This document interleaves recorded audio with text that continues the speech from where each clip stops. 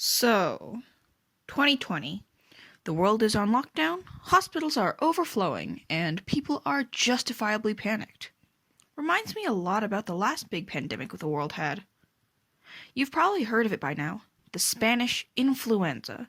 It changed the course of World War I and infected an entire third of the world's population. Before we begin, just to clear things up, the Spanish flu didn't actually start in Spain. The earliest cases were actually recorded in the US, but due to the whole war thing going on, they kept quiet about it.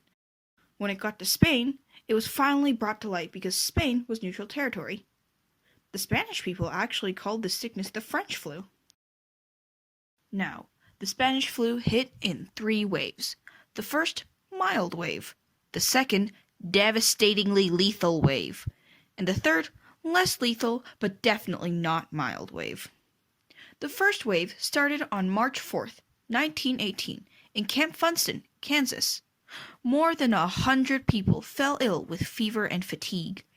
By the end of the month, over 1,000 people had been infected, and 46 people had died of this mysterious illness. Despite that, nothing really came out of it. Again, the whole war thing meant that nobody talked about it. Eventually, the soldiers were sent to Europe, carrying a sneaky little stowaway that was just itching for new territory. It spread fast. It blew right through British and French armies, and then moved right onto the German lines.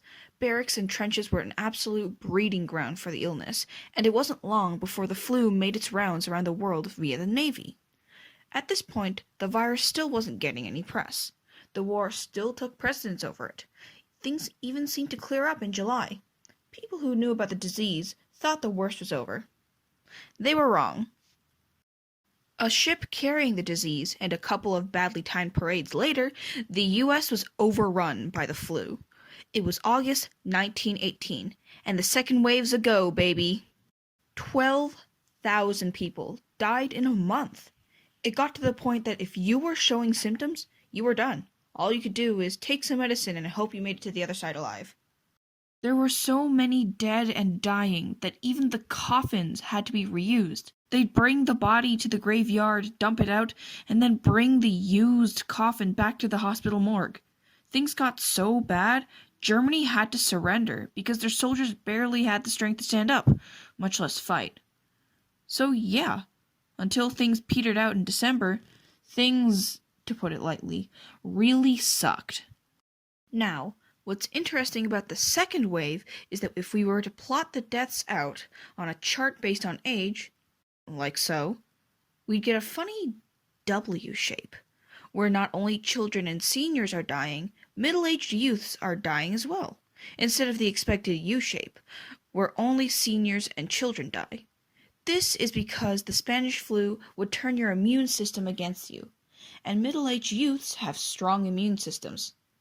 The third wave was milder, because at that point everyone who hadn't died had developed antibodies.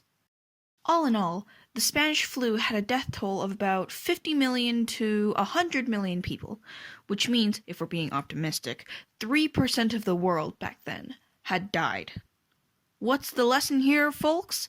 It's to listen to the health professionals when they tell you to do something. There were parades held while the Spanish flu was going around. I can't be the only one who sees the problem with this, right? So, let's all just stay inside, alright? We can tough this out. After all, you just watched this video. We've dealt with worse.